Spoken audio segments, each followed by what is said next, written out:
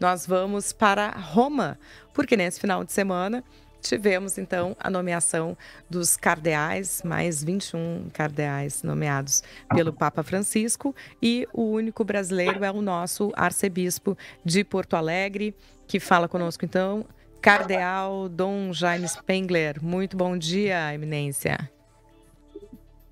Bom dia, alegria falar com vocês da Rádio Mix, coragem. Estou aqui na Praça de São Pedro, aqui são 20 para as 11.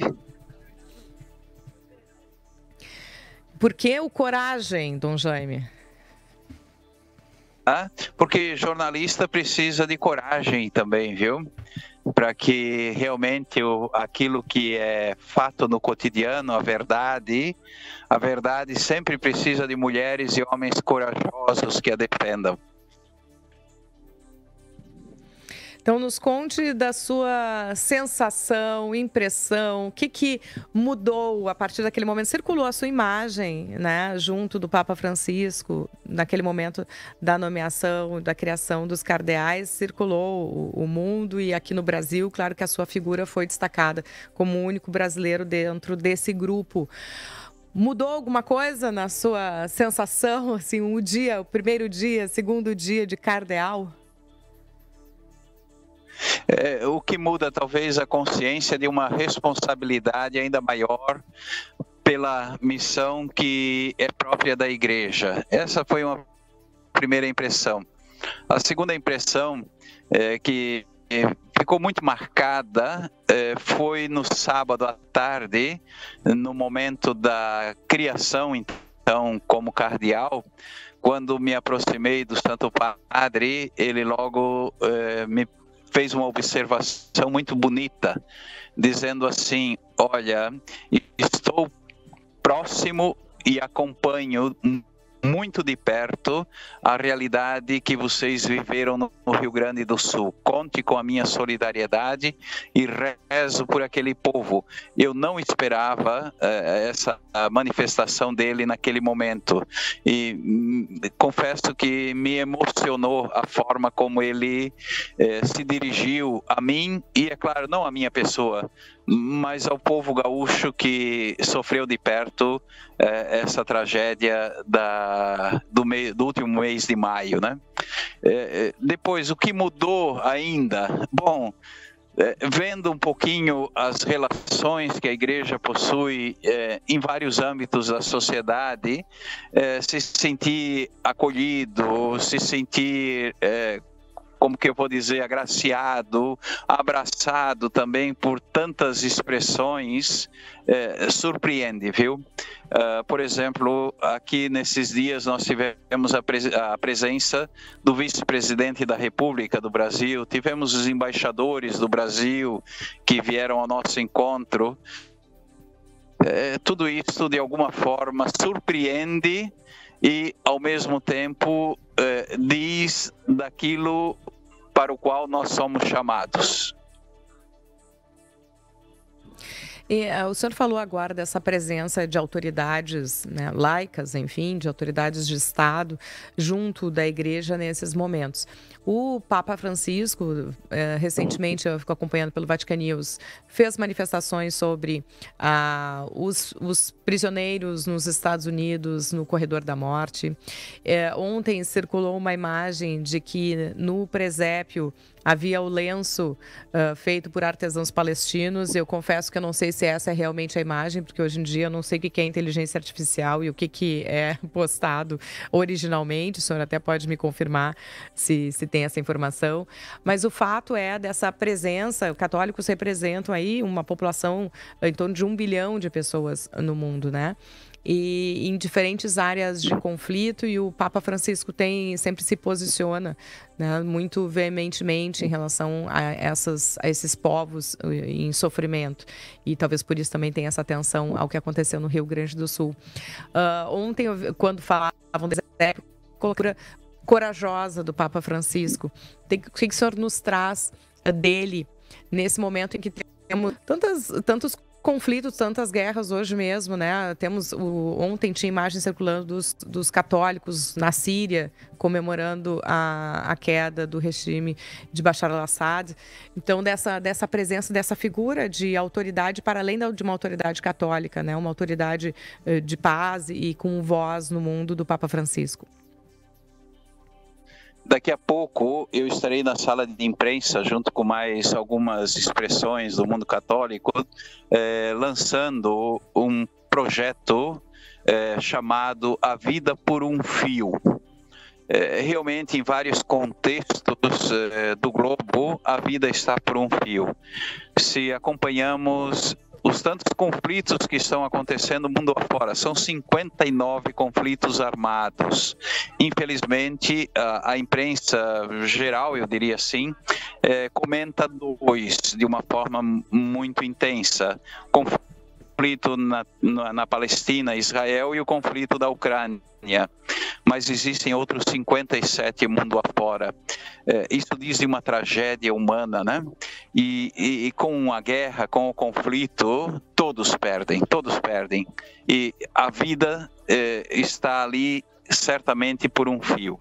Depois temos as situações de fome e miséria que crescem em vários contextos.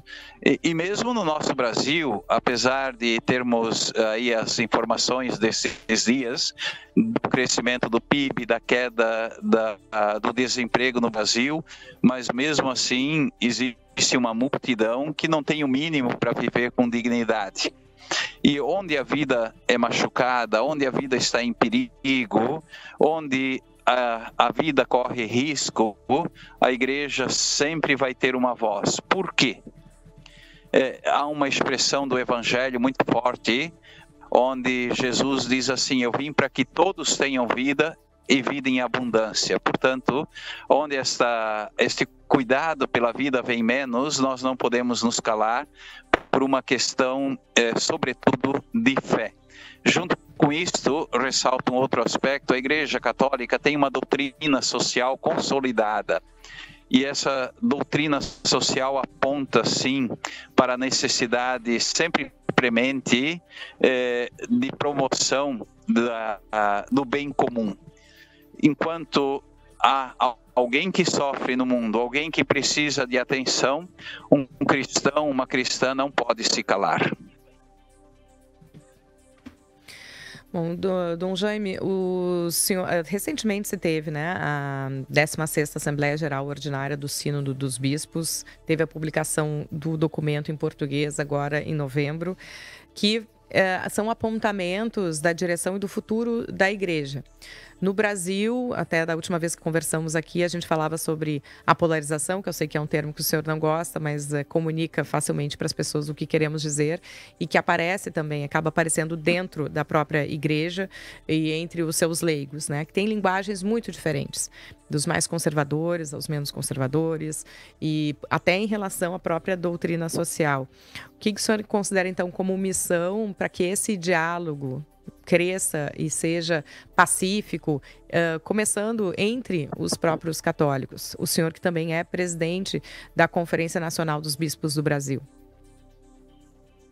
Esse tema que você traz realmente é um tema que nos preocupa muito, e não só nós, igreja. Eu creio que toda pessoa de boa vontade e outras instituições da sociedade também estão ocupadas e preocupadas com essa polarização radical que está presente em diferentes setores e também no interior da própria igreja. Eu diria de uma forma muito simples. Veja, eu creio que todos aqueles que se dizem católicos, de alguma forma, têm uma prática religiosa.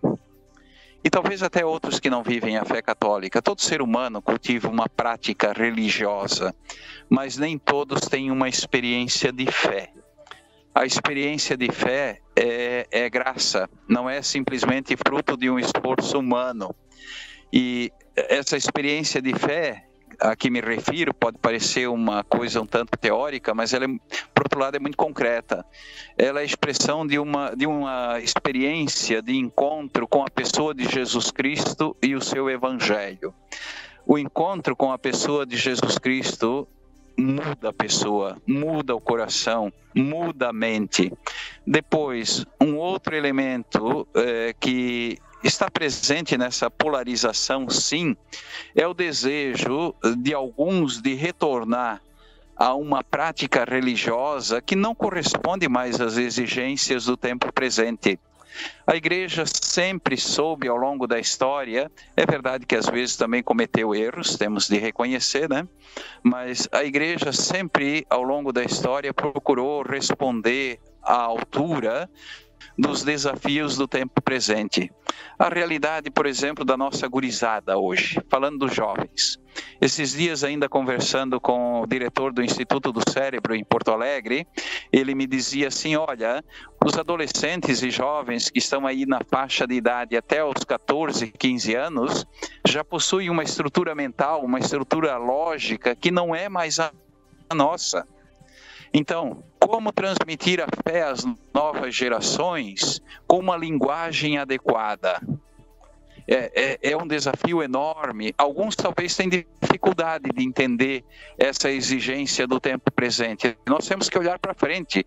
O mundo muda, o tempo se transforma e nós temos que buscar meios adequados para não nos adaptar a essa realidade, mas responder à altura das exigências do tempo presente. Tempos novos certamente exigem decisões diferenciadas, escolhas à altura e muito discernimento. Cardeal Dom Jaime Spengler, quando é que retorna a Porto Alegre? Amanhã à noite eu embarco de Roma para o Rio de Janeiro e do Rio de Janeiro a Porto Alegre. Eu sempre gosto de dizer que tudo é bom, mas em casa é muito melhor. Então, lhe aguardamos por aqui e pedimos a sua mensagem, sua bênção final. Olha, que Deus conceda ao nosso povo, à nossa gente, sobretudo ao nosso povo gaúcho, a coragem e a fé necessária para reconstruir de forma nova o que a tragédia do último mês de maio destruiu, a fim de colaborar para deixar o nosso Rio Grande do Sul um pouco melhor para as futuras gerações. Muito obrigada pela conversa nesta manhã, Cardeal Dom Jaime Spengler, nosso arcebispo de Porto Alegre, presidente da Conferência Nacional dos Bispos do Brasil, a CNBB. Um bom dia para o senhor aí. E um bom trabalho para vocês. Deus abençoe a todos.